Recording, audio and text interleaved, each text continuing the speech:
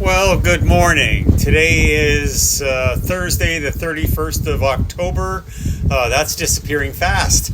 So just cruising down the Tenn River further here. I've got 190 miles to go till I get to Mobile, Alabama. Then, of course, it opens up into the Gulf of Mexico. So just heading down here, you can see that. Getting about 3 knots and a bit. Got a bit of a headwind today, slowing me down a fair bit. Water speed over water here, we've got 2.7 knots. I've got 80%, give or take, a battery. I charged up at a marina the other day, which helped quite a bit to get me going for a few days. I'm just going along slowly.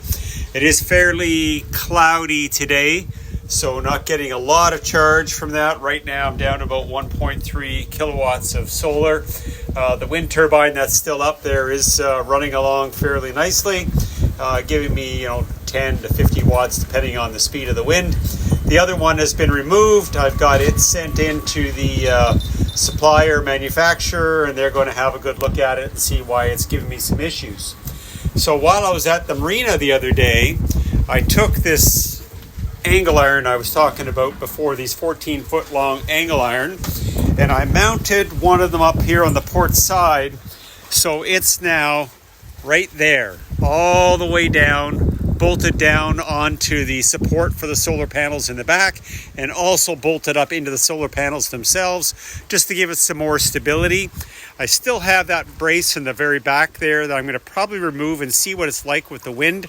So with this new angle iron, I'm hoping that I can adjust the solar panels a lot faster and easier with the actuator in order to change it when it comes to locks and the sun direction and stuff like that. And we'll see how that all works.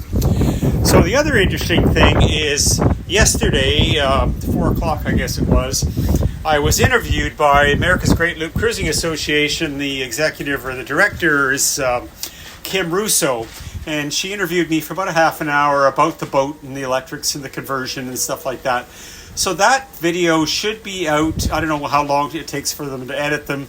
I would guess it a week, I don't know. Once that comes out, I'll let you know. And that'll be interesting for people to have a look at. So the other thing is, I noticed that I hit 223 subscribers. That's very cool. I know it's not the thousands like many YouTube channels have, but just enough to get people out there, interested in electric boats, a little more detail about them, how it is doable as long as you manage your expectations to do this. So like I said, like right now, we've got a bit of a headwind to knock down to under 3 knots. So you've got to be prepared to accept that, and you move along. I'm still at the front third of the pack of the loopers going around of 250 or so boats. So I'm not lagging behind, so that's cool. I've done more calculations about crossing over to the Bahamas in probably January, and I think I can make it across there with 2 small generators running, and I'm hoping to maintain 5 knots, but we'll see, and that all depends on wind. I do need to be prepared to get out there a little ways and come back if I have to turn around when it becomes not doable, or if I get a headwind or something like that. We'll see how that goes up. So that and Clark's Marina, I was just giving them a heads up too the other day about the video. They're, like I said before, they are sponsoring me, and I really do appreciate them and their whole marina. Just compared to some of the other ones I've seen, it's some of them are not pretty down here.